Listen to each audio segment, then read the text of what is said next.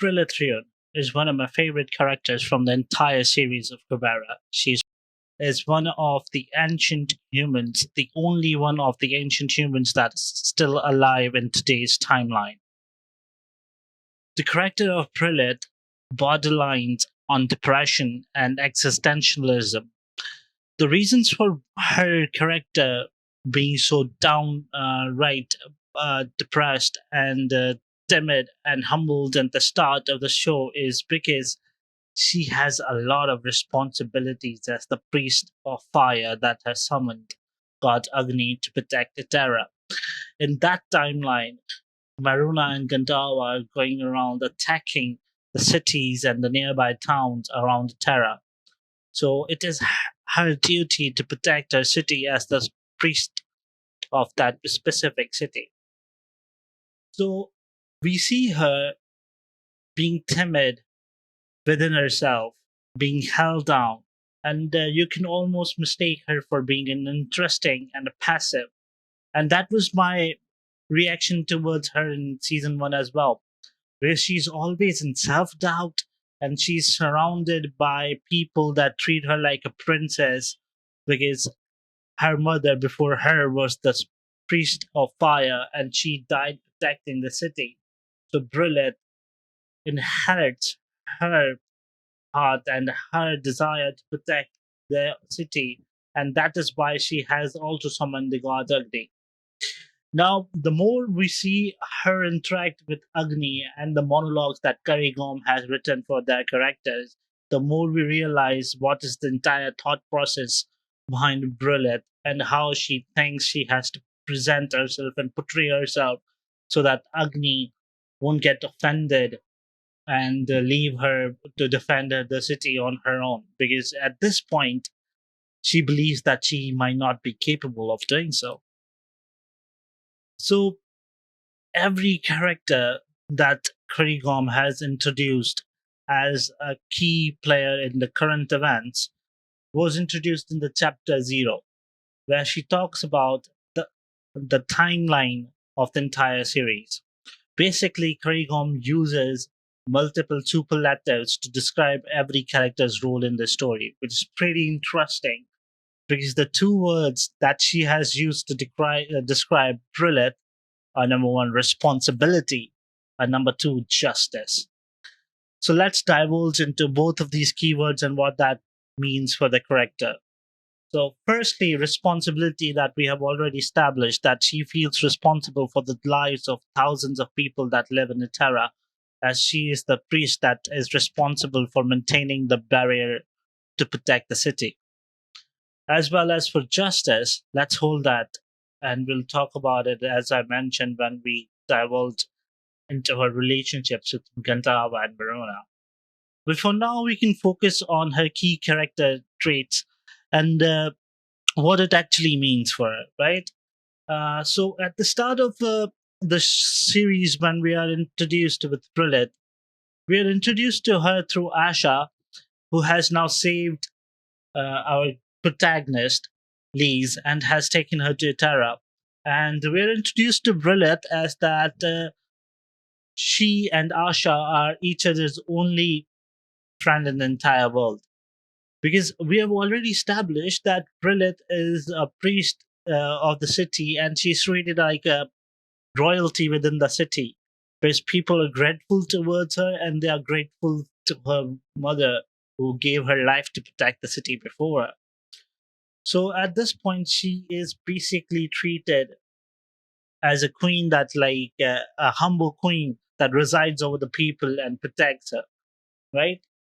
So she withholds those informations and her true feelings and boards herself from the outside world and interactions with those people.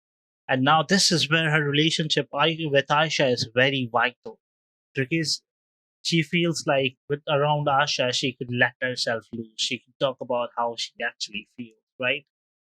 So far we have established all of these relationships with that, right? The one with Agni and how she boards herself with him, the one with Asha and how she is open towards warm and welcoming towards Asha, right? So what actually happens is Fast forward to the current events. Asha has a very strong role to play in molding Brilith for what she is today. When we look into the past events of season 3, when Layla is dream chasing Cloud and she comes across Brilith and Aisha having a conversation in the dream, right? So, this conversation is very important. What actually takes place over here molds Brilith's character and reveals her existentialism towards the audience. Brilith has never been able to use silent magic before this point in the story, right? Because it is mentioned that when you start to use silent magic, you lose a piece of your soul, right? So she values that. She values that she is intact and she has not lost herself to chase power or to chase prestige, or whatever, right? But at this very moment, we realize that Asha is not what she thought she was. And at this point, she doesn't want to attack her because she still feels like that they are her friends. Like they came up together to the magic ranks, they took the exam together. And ever since they have been each other's only friends, as we mentioned before, right? Now, this is very important for Brilith because it is to destroy a relationship that she holds very dear and close to her. After attacking Asha in the dream world where Lela is chasing Cloud, what actually happened is Brilith starts to use silent magic. So at this point, she has lost that piece of her soul that she revered, right? That is the piece of soul that bounds her to Agni, as she's the betrothed of Agni. We haven't found this out before. This is the exact moment that this gets revealed to us. We see that once she starts to use silent magic, the dormant memories that have been living inside her from her past lives come to her forefront. And now she recalls everything.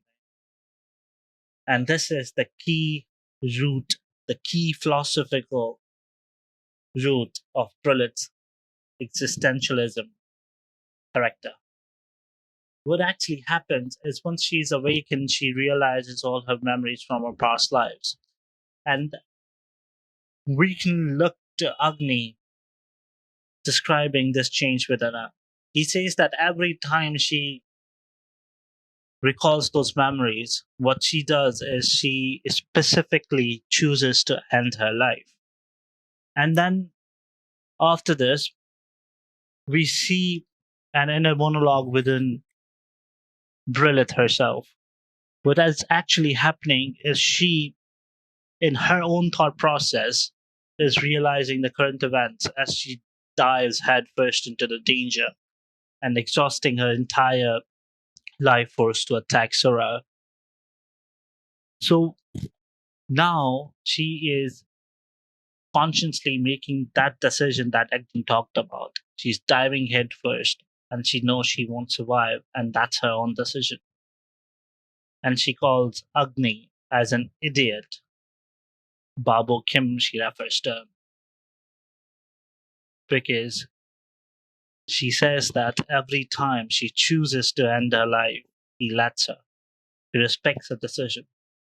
Agni protects Brilith whenever she wants to be protected and she wants to live. But once she has decided that she wants to end her life, then Agni respects her decisions.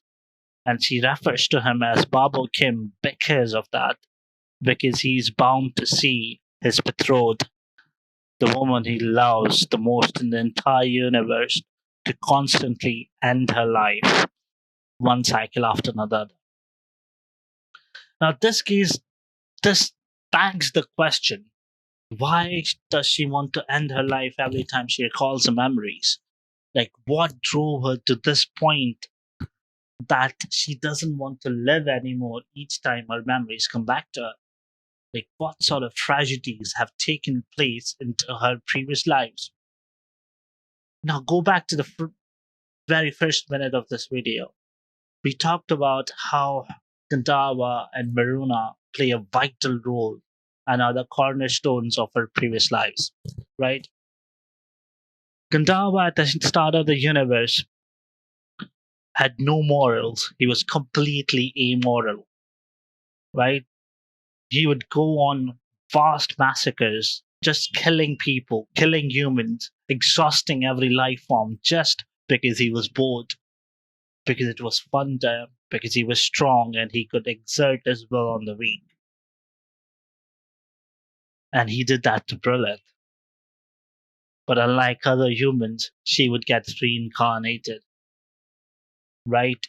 And even previous humans used to get reincarnated and they would all recall their memories so that they could learn from the mistakes of their past lives and grow further. Those humans were extinct, and we'll get to that point in the further story, right? For now, let's just focus on Gandharva's role in Brilith's story.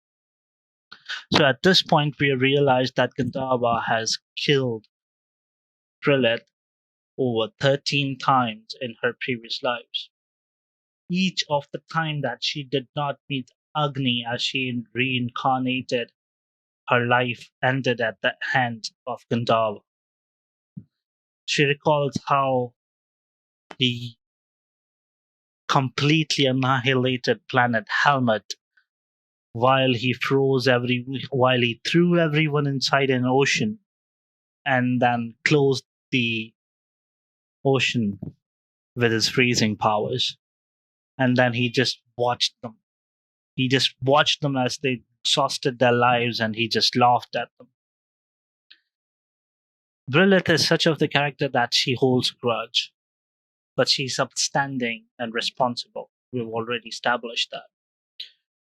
But this kind of a hatred, you just don't let go. You keep to it, you hold on to it, you use it as motivation to mold yourself. In this conversation with Gandharva, we see Brilith as she talks about how she never told Agni, even though he asked her what happened. She never told them.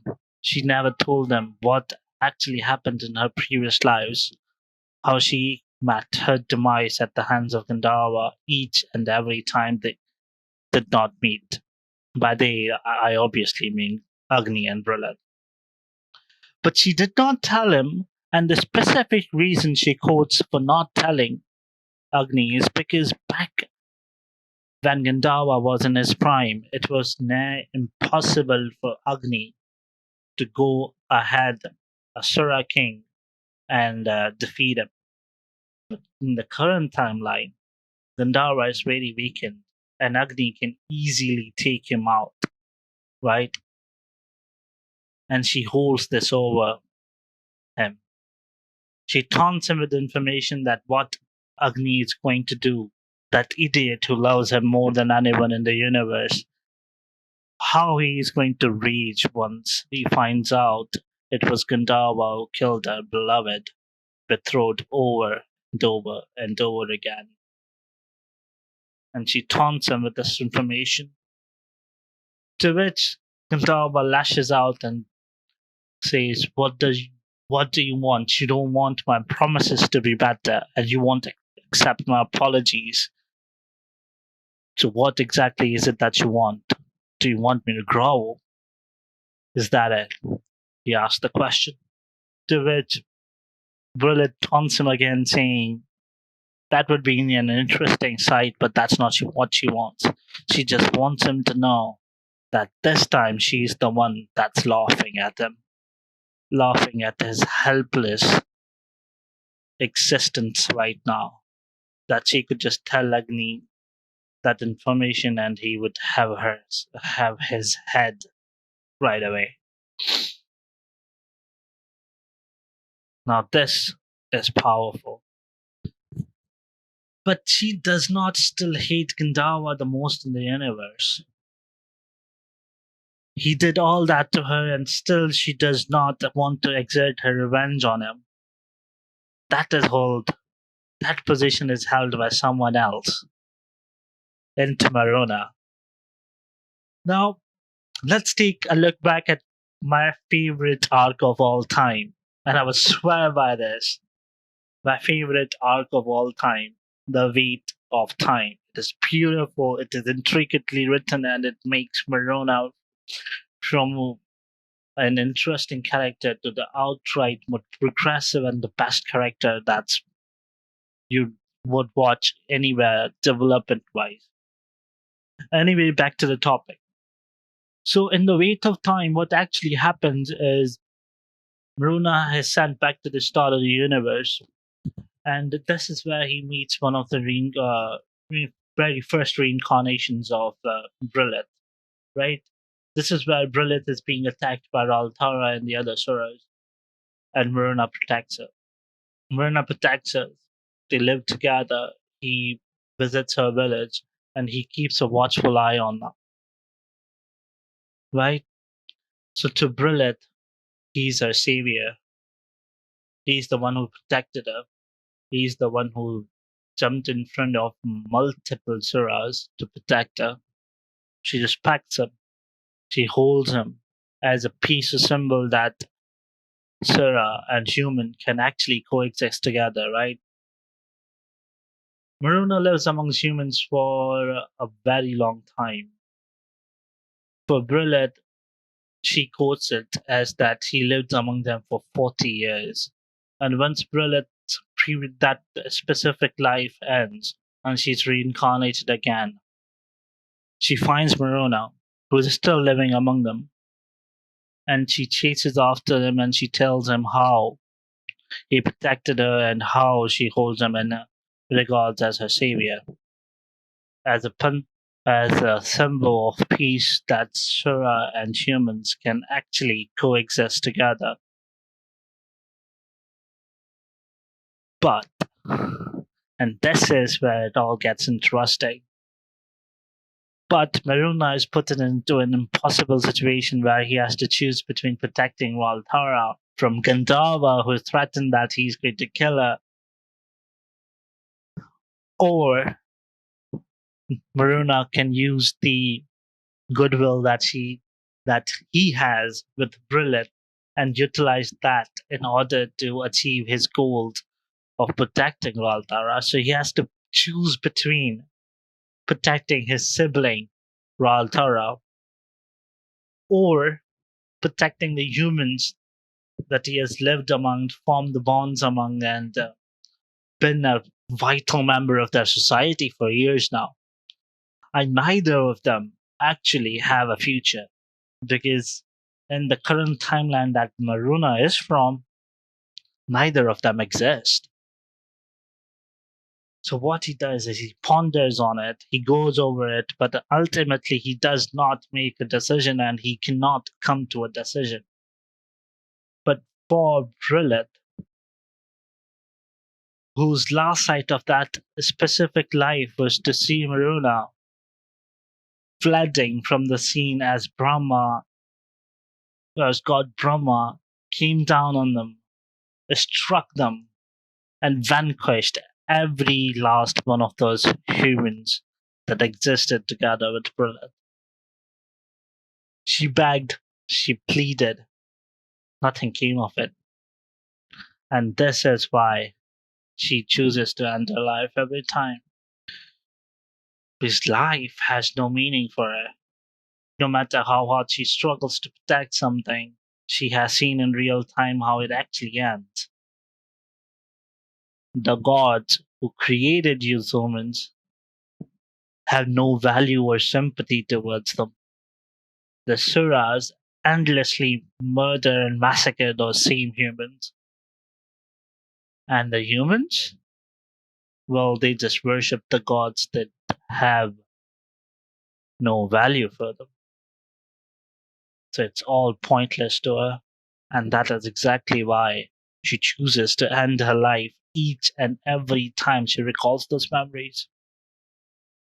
Well, I hope you enjoyed this. And if you did, please like, comment, and share. And don't forget to subscribe. Until next time, this is Sam. See you later.